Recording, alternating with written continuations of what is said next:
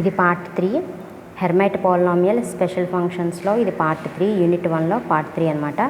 రొడిక్ formula most important topic, most important. Rodrigues formula hn(x) is equal to -1 whole power n e⁻x² dn/dx(n e⁻−x²). So దీన్ని కూడా generating function నుంచే derive చేస్తాం. Generating function part 1లో చెప్పాను. Generating function ఎంత ఇంపార్టెంటో రొడిక్ formula కూడా అంతే ఇంపార్టెంట్. జనరేటింగ్ ఫంక్షన్ రాకుండా రొడిక్ ఫార్ములా రాదు.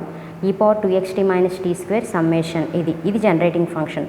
సో సమ్మేషన్ అంటే ఏంటి? n ప్లేస్లో ఈ వాల్యూస్ అన్నీ పెట్టచ్చు. t⁻0/0 factorial h0(x). తర్వాత n=1 పెడతాం, n=2 అండ్ సో ఆన్.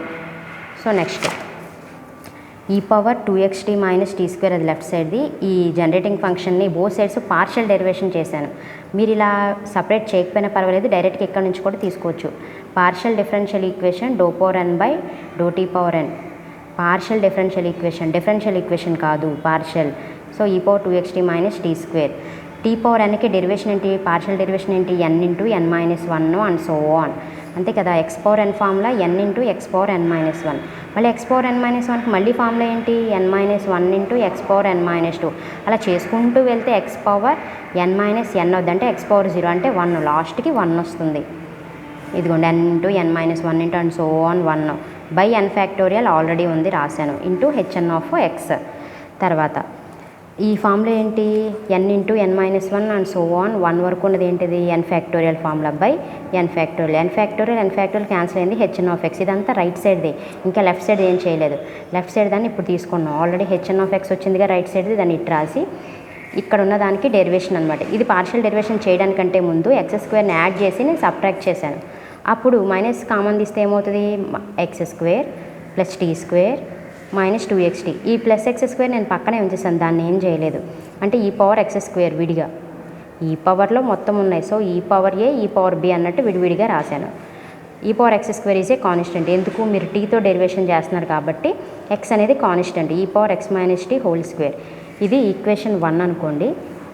ఈ పవర్లో ఉన్న x-tని u అనుకోండి. x-t is equal to u. మళ్ళీ డెరివేషన్ చేస్తే టీతో డెరివేషన్ చేస్తే ఏమవుద్ది?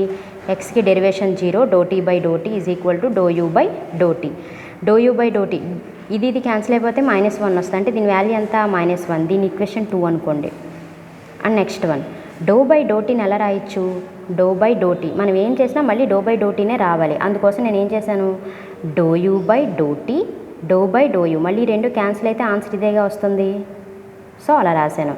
అలాగే -1 దీని వాల్యూ ఎంత? ∂u/∂t value -1. సో -1 ఇక్కడ పెడితే మిగిలింది ∂/∂u. ∂/∂t ఉన్న ప్రతి ప్లేస్లోనూ మీరు ఏం రాయొచ్చు? -∂/∂u. దీని ఈక్వేషన్ 3 అనుకోండి. ఈ 3ని 2ని తీసుకొచ్చి ఈక్వేషన్ 1లో సబ్స్టిట్యూట్ చేయండి. అప్పుడు ఏమవుద్ది? hn(x) is equal to e⁻x². ∂/∂t ఉండాలి ఇక్కడ. ఇదిగోండి ∂/∂t whole power n. ∂/∂t అంటే -∂/∂u, అందుకే మైనస్ సబ్స్టిట్యూట్ చేసే హోల్ పవర్ n. x-t అంటే u, e⁻x². e⁻x² is equal to ఈ మైనస్ని బయట తీసుకొచ్చాను, -1 whole power n ∂n/∂u(n) e⁻−u². మైనస్ని పక్క తీసుకొచ్చాను. ఉన్న ప్లేస్లో d పెట్టాను, u ఉన్న ప్లేస్లో x తీసుకొచ్చాను, అంతే. యాజ్ ఇట్ ఈస్ ఆన్సర్ వచ్చింది. hn(x) ఈజ్ ఈక్వల్ టు ఇదే మనం సాల్వ్ చేయాల్సింది. ఇక్కడ నుంచి మనం చేంజ్ చేసాం ఇక్కడ. నెక్స్ట్ వన్, ఇది రొడిక్ ఫార్ములా 10 మార్క్స్కి ఇచ్చినప్పుడు ఓన్లీ రొడిక్ ఫార్ములా దీన్ని ఒక్కదాన్నే డెరైవ్ చేయమని చెప్పడు. n=0 అంటే h0, h1, h2 అన్ని వాల్యూస్ ఫైండ్ చేయమని చెప్తాడు. ఎప్పుడు కూడా h0, h1, h2 and so on అన్ని వాల్యూస్ ఫైండ్ చేయమంటారు. లేదు అనుకుంటే find h0, h1, h2 and so on hn values అని చెప్పి ఇస్తాడు వాడే. h5 వరకు ఫైండ్ చేయమంటాడు, లేదా h3 వరకు ఫైండ్ చేయమంటాడు 5 మార్క్స్కి ఇస్తే. లేదా 10 మార్క్స్కి ఇస్తే దీంట్లో ఏవైనా 2 ఫైండ్ చేయమంటాడు. రొడిక్ ఫార్ములాలో మాత్రమే h0, h1 మనం ఫైండ్ చేయగలం. So put n is equal to 0. n ప్లేస్లో 0 పెట్టండి. అక్కడ ఫైండ్ చేసిన రొడిక్ ఫార్ములాలో n ప్లేస్లో 0 పెట్టండి. e⁻x² -1/0 d⁻0 dx/0 e⁻−x². Okay, e⁻x² e⁻−x². d⁻0 dx/0 అంటే 1 కాబట్టి e⁻x² బేసెస్ ఈక్వల్ కాబట్టి పవర్స్ని యాడ్ చేసాం. e⁻0 is equal to 1. So h0 value 1 అవుతుంది. Put n is equal to 1. ఈసారి n ప్లేస్లో 1 తీసుకోండి. h1 of x is equal to e power x square.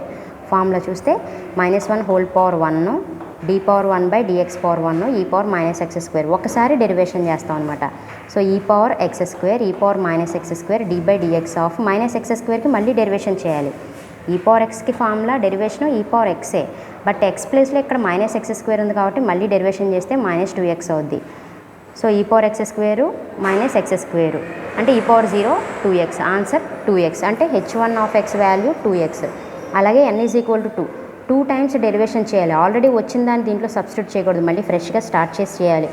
e power -1 whole square అంటే +1 అవుతుంది. e power X square d by dx of d square by dx స్క్వేర్ని విడివిడిగా రాసాం. e power minus x square ఒకసారి derivation చేస్తే e power minus X square -2x. ఎందుకంటే minus x square derivation -2x కాబట్టి 2ని బయట తీసుకొచ్చాను. ఇక్కడ ఆల్రెడీ మళ్ళీ ఇంకో d బై dx ఉంది, మళ్ళీ డెరివేషన్. ఇది u ఇది v అనుకున్నాను అనుకోండి, uv ఫార్ములా ద్వారా చేస్తే ఈ పక్కన పెట్టేసిన మిగిలిన e power minus x square అంటే u డాష్ చేశాను అనమాట. అంటే e పవర్ మైనస్ ఎక్స్ స్క్వేర్కి e పవర్ మైనస్ ఎక్స్ స్క్వేరే -2x ఇంటూ పక్కన ఉన్న vని అలాగే రాశాను. అంటే u dash v plus v dash u ఆ ఫార్ములా ద్వారా రాశాను. మిగిలింది ఏంటి ఇక్కడ ఆన్సర్ -2x స్క్వేరు +1. లాస్ట్కి ఆన్సర్ ఏమొస్తుంది e పవర్ మైనస్ ఎక్స్ స్క్వేర్ని బయట తీసుకొచ్చేస్తే e పవర్ 0 అవుతుంది అంటే 1. 4x square -2 is the answer. అలాగే h2 ఆఫ్ x వాల్యూ ఎంత వచ్చింది 4x స్క్వేర్ -2. ఎగ్జామ్లో కనీసం h0 h1 h2 h3 వరకైనా కనీసం అట్లీస్ట్ 3 వరకు కనుక్కోమంటారు. So h3 of x value కూడా సేమ్ n ప్లేస్లో 3 పెట్టండి. ఈసారి 3 టైమ్స్ డెరివేషన్ చేయాలి. d స్క్వేర్ dx స్క్వేర్ని పక్కన పెట్టి ఒకసారి డెరివేషన్ చేస్తే ఆన్సర్ ఇది వస్తుంది.